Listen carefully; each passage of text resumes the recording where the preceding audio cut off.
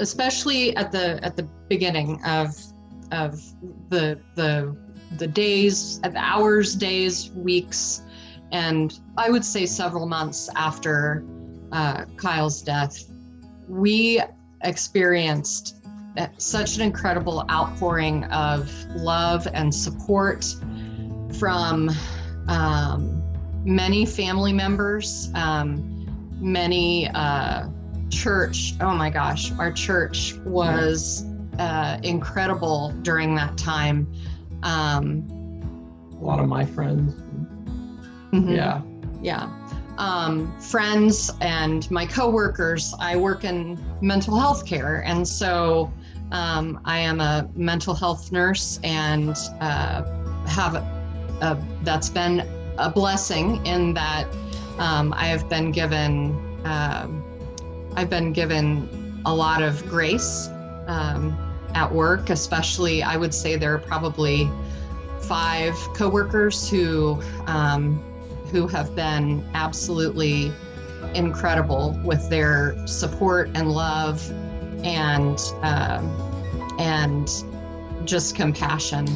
And it makes me feel like, if they're giving that to our patients, those patients are incredibly blessed.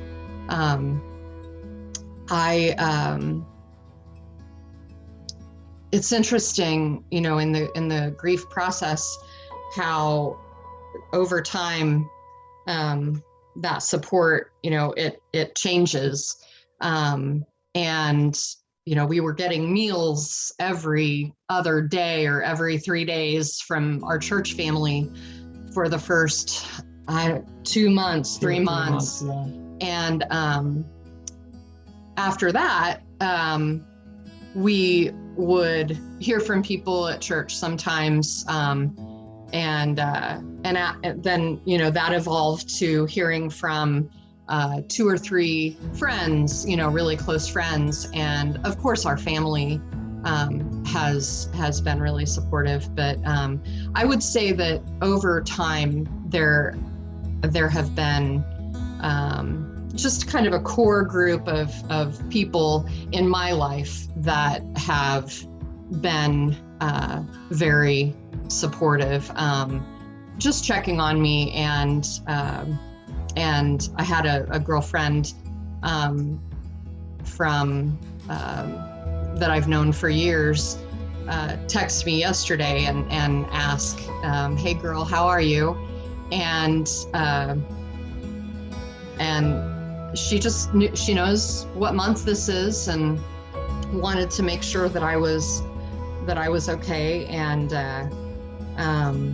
she really, she reached out, and that means so much more than I think she realized, at the time. As far as, my kids, my daughter's in college at Washburn, and she has gotten pretty incredible support from her friends there, and I would say from the instructors at Washburn for the most part. There were some exceptions. And then my Eli's teachers, I'll let him tell you in a few minutes about that, but teachers and friends. But I really think that just if you know someone who is grieving the loss of a loved one to suicide, I would encourage you to just continue that support and that love, and even if it's not like checking in and seeing how that person's doing, but even if it's just checking to see, do you need anything, or just letting you know I'm thinking of you, that means a lot. So I would encourage folks to take those steps, and I think that's my answer to that question. Mm-hmm. So about you. Yeah, and For me, I was in school at the time when it happened, or I was in the school year. So afterwards, I took off about a month of school. And so that was really difficult getting, trying to figure out what stuff I had to do at the time and what assignments were due. But my teachers were super, super supportive of me. And we had individual talks with them, me and Mom, and they did everything in their power to make it easier for me. So that was really, really nice. And immediately after I found out about Dad, then I contacted my friends, and they immediately gave support. And ever since then, there's a couple of my friends that have really stuck with me and that have helped me out. So, yeah, that's really it. I mean, I know my family has really stuck together really well, and we're always there to support each other. So they're probably my biggest support system.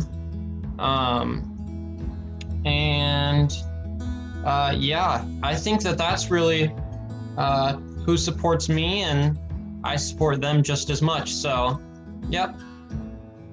Eli and I have a something that we've done ever since that day last September. It was daily at first, and now it's thinned out a bit. But we, I won't say that we contract with each other for safety, but we check in with each other. We check in with each other regularly. If I'm concerned about him being safe, I ask him, "Are you safe?" or tell him that I am safe, and we we talk about that with each other, so that we know, and we're not afraid to say to each other if that's not the case at the time. So yeah.